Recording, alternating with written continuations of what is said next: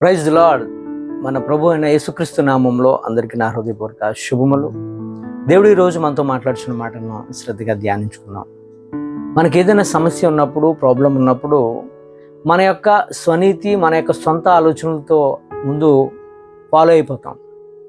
Follow అయిపోయి అది జరగనప్పుడు అప్పుడు దేవుడి మీద మనం ఆధారపడటం ప్రారంభిస్తాం. ఈరోజు దేవుడు మనతో మాట్లాడే మాట ఏంటంటే, ముందు ఆ సమస్య ఏంటో అది వచ్చిన వెంటనే, లేక అది రాబోతుంది అనే మనకి తెలిసినప్పుడు వెంటనే మనం ఆధారపడవలసింది మన సొంత తెలివి మీద కాదు, మన జ్ఞానం మీద కాదు, మన యొక్క సహోదరుల మీద కాదు. మనం ఆధారపడవలసింది దేవుని మీద. నా ప్రియ సహోదరి సహోదరుడా, ఈరోజు దేవుడు మనతో మాట్లాడుతున్న మాట హోషేయ భక్తుడి ద్వారా మనకు ఆయన తెలియపరుస్తున్న మాట. హోషేయ గ్రంథం 4:6 మనం చూసినట్లయితే, నా జనులు జ్ఞానము లేని వారే నశించుచున్నారని. ఏంటంటే జ్ఞానము లేని వారే నశించుచున్నారట. ఎందుకంటే ఆయన్ని మనం విసర్జించటం వల్ల. హోషేయతో ఈ మాట దేవుడు మాట్లాడుచున్నాడు. ప్రభువుని మనం కలిగి దేవుణ్ణి తెలుసుకొని కూడా మనము మన సొంతంగా మన ఆలోచనలు, మన జ్ఞానం మీద ఆధారపడతాం. అసలు ఆ జ్ఞానం అంటే ఏంటి అంటే, దేవుని మనం కలిగి ఉంటే జ్ఞానం. ఆయన మనలో ఉంటే సమస్త జ్ఞానము మించిన సమాధానకర్త ఆయన మనకి ఆలోచనలు ఇస్తాడు. ఎలా వెళ్ళాలో, ఎలా నడవాలో సమస్తము ఆయన మనల్ని గైడెన్స్ ఇస్తాడు. హోషేయ గ్రంథం 4:1 ఆలకించుడి, సత్యమును కనికరమును దేవుని గురించిన జ్ఞానము దేశమందు లేకపోవుట చూచి యెహోవా దేశ నివాసులతో వ్యాజ్యమాడుచున్నాడట. సమస్తము ఒక్కరు కాదు, దేశమే ప్రజలే ఏమైపోతున్నారంటే, సత్యాన్ని తెలుసుకోకుండా సొంత జ్ఞానం మీద ఆధారపడి జ్ఞానం లేని వారంతటికి వారిగా సమస్యలను కొని తెచ్చుకుంటున్నారు. ఎందుకంటే దేవుని తిరస్కరించడం వల్ల, దేవుని వైపు తిరగపోవడం వల్ల ఆ సమస్యలు మనకు వస్తాయి. దానివల్ల మనం భ్రష్టులం అయిపోతూ ఉంటాం. మనలో జ్ఞానాన్ని పెట్టాడు, కానీ మనం ఆ జ్ఞానాన్ని తీసుకోకుండా మన జ్ఞానంతో, మన సొంత ఆలోచనలతో, మన సొంత ఐడియాస్తో వెళ్ళి దేవునికి దూరం అయిపోతున్నాం. నా ప్రియ సహోదరి సహోదరుడా, దేవుడని యేసయ్య మనతో ఉంటే, మనలో ఉంటే మనము జ్ఞానులుగా, అంటే ఆయన మనకి బోధిస్తాడు, మనకి ఆయన గైడెన్స్ ఇస్తాడు. ఎలా వెళ్ళాలో, ఎలా వెళ్ళకూడదు, ఎవరితో మాట్లాడాలో, ఎవరితో మాట్లాడకూడదు అని మనకైనా బోధిస్తాడు. నా ప్రియ సహోదరి సహోదరుడా, ఒక సామెత ఉంటుంది కదా, మనం ఏం చేస్తామంటే యాక్చువల్గా నిజమైన దేవుని మనలో పెట్టుకొని ఏవేవో తిరుగుతుంటాం, ఏదేదో చేస్తుంటాం, ఎక్కడికెక్కడికో సంపాదిస్తూ ఉంటుంటాం. సామెత ఒకటి ఉంటుంది, మెడ మీద గొర్రెపిల్లని పెట్టుకుని కాపరి ఊరంతా తిరుగుతున్నాడంట. ఆ గొర్రెపిల్ల మెడ మీద ఉంది. అట్లా మనము ఎట్లా ఉన్నామంటే, దేవుడైన యేసయ్యను మనలో పెట్టుకొని మనము ఏవేవో చేస్తున్నాం, దేవునికి చెప్పకుండా. ఆయనకి తెలుసు, కానీ ఆయన మనం చెప్పాలని ఎదురు చూస్తూ ఉంటాడు. రాజైన ఆశా జీవితాన్ని మనం చూసినట్లయితే, అతడు యోధారాజు. యూదులు ప్రతిదానికి కూడా దేవుడి మీద ఆధారపడిన వ్యక్తులు వాళ్ళు. కానీ ఆయనకి ఒక క్యాన్సర్ లాంటి ఒక పుండు, భయంకరమైన తగ్గని వ్యాధి ఆయనకి కలిగినప్పుడు దేవుడి మీద ఆధారపడి, ప్రభా ఏంటి ప్రభా అని వెళ్ళాలి. అలాంటిది ఆశ దేవుడి మీద ఆధారపడుకుంటుండగా అక్కడ ఉంటున్న వైద్యుల మీద ఆధారపడటం వల్ల ఏమైందో తెలుసండి, ఎక్కిన మంచం దిగలేదు, చనిపోయాడు. ఈ యొక్క మాటలు మనం 2వ దినవృత్తాంతాల గ్రంథము 15వ అధ్యాయము 10-14 ఈ మాటలు మనం చూడొచ్చు.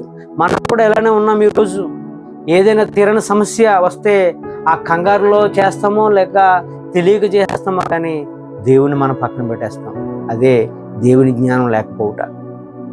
దేవుని మర్చిపోతాం, కానీ దేవుడు నువ్వు చేసేది చూసి బాధపడతాను. నా ప్రియ సహోదరి సహోదరుడా, ఇర్మియా భక్తుడి ద్వారా ఇర్మియా గ్రంథంలో మాట్లాడుతున్నాడు. జీవజల నదిమైన నన్ను విడిచిపెట్టి తమ సొంత తొట్లను, అవి నీళ్లు నిలవని తొట్లను తొలిపించుకుంటున్నారు అంటూ ఇర్మియా గ్రంథము 2:13 ఈ మాట్లాడుతున్నాడు. నా జనులు 2 నేరాలు చేసి ఉన్నారు. ఒకటి, జీవజల ఓటనైన నన్ను విడిచి ఉన్నారు, తమ కొరకు తొట్లను త్రవించుకుంటున్నారు. ఎలాంటి తొట్లు అంటే, అవి నీళ్లు నిలవని తొట్టులు, బద్దలైపోయిన తొట్టులను ద్రవించుకుంటున్నారు, వాటి కొరకు ప్రాకులాడుతున్నారని ఇర్మీయా భక్తుల ద్వారా మాట్లాడుతున్నారు. ఇదే అజ్ఞానంతో జ్ఞానం లేకపోవుట. ఎప్పుడు జల ఊరే నదిని మనలో పెట్టుకొని మనము లీక్ అయిపోతున్న తొట్లను తవ్వించుకోవటం వల్ల ఏం ఫలం? నువ్వు ఎంత నీరు పోసినప్పటికీ కూడా ఆ నీరు లీక్ అయిపోతుంటుంది. జీవజల ఊట ఆయన ఎప్పుడు ఉబ్బుకుతూ ఉంటాడు. ఆయన మనం కలిగి ఉంటే ఆలోచనలు ఇస్తాడు, ఎలా వెళ్ళాలో మార్గాలను తెలియపరుస్తాడు. కనుక మన అజ్ఞానం వల్ల, మన సొంత ఆలోచన వల్ల, ఎవరెవరో ఏదో చెప్పారని, ఎవరికో బాగోలేదని ఆ టైంలో మనం ఏం చేస్తామంటే ఎవరేం చెప్పేసినా నమ్మేస్తాం. ఆ తీరని సమస్య ఉన్నప్పుడు ఇది మీరు అది చేయండి, అది చేయండి, చాలా రకరకాల ప్రజలు చెప్తారు. వాటన్నిటిని పాటించేస్తాం, చేసేస్తాం. కానీ దేవుడైన యేసయ్యకు మాత్రం మనం చెప్పం. ఎందుకు అంటే అది మన అజ్ఞానంలో మనల్ని సాతానుడు ఏం చేస్తాడంటే మన యొక్క మనోనేత్రములకు వాడు గ్రుడ్డితనాన్ని కలుగు చేస్తున్న ప్రియ సహోదరి సహోదరుడా. దావీదు భక్తుడు చెప్తున్నాడు ఈరోజు ఈ మాటను మనం కూడా పాటించేవారిగా ఉండాలి. 121 కీర్తన మొదటి 2 వచనాలు చూసినట్లయితే, కొండల తట్టు నా కన్నులెత్తుచున్నాను, నాకు సహాయం ఎక్కడి నుంచి కలుగును? యెహోవా వలననే నాకు సహాయం కలుగును. మనం ఎక్కడ చూసినప్పటికీ కూడా మనకు సహాయము ఇచ్చేవాళ్ళు ఉన్నారు అంటే వారిని దేవుడు ప్రేరేపించడం బట్టే కదా. దేవుడే వారిని ప్రేరేపించకపోతే నీకు సహాయం ఎక్కడి నుంచి వస్తుంది? మనం ఎంతమంది వైపుకు చూసినప్పుడు కూడా వారిని దేవుడు ప్రేరేపిస్తేనే ఆ సహాయం మన యొద్దకు వస్తుంది. కనుక మనం అనుకుంటాం, నేను అతను అడిగాను కదా ఇచ్చేసాడు అనుకుంటాం. కానీ దేవుని యొక్క ఇన్వాల్వ్మెంట్ లేనిదే ఏది జరగదు నా ప్రియ సహోదరి సహోదరుడా. మనం మనుషుల వైపుకి ఎప్పుడు తిరగొద్దు. మనల్ని వాడుకొని వదిలేస్తారు మనుషులందరూ కూడా. మనం తిరగవలసింది దేవాది దేవుడైనటువంటి యేసయ్య వైపుకి ఎప్పుడైతే తిరిగామో, ఆయన పని మనం ఎప్పుడైతే చేసామో ఆయన మనల్ని ఎన్నడూ విడిచిపెట్టడండి, ఉన్నత స్థితిలోనికి వెళ్తాడు. కానీ మనం ఈరోజు విన్న వాక్య ప్రకారంగా మనకు వచ్చిన ప్రతి సమస్యను ముందు దేవునికి తెలియపరచు. అది జ్ఞానవంతుడు చేయవలసిన పని. ఆయనను మనం కలిగి ఉండి ఆ పనిని మనం దేవునికి అప్పగిస్తే ఆయనే కార్యాలు చేస్తాడు, ఆలోచనిస్తాడు. అంతేగాని మన సొంత ఆలోచన ప్రకారంగా ఎప్పుడు వెళ్ళొద్దు. ఒకవేళ వెళ్ళినా ఫెయిల్ అవుతాం. ఈ కొద్ది మాటలు దేవుడు మనందరి జీవితంలో నెరవేర్చును గాక. ఆమేన్. God bless you.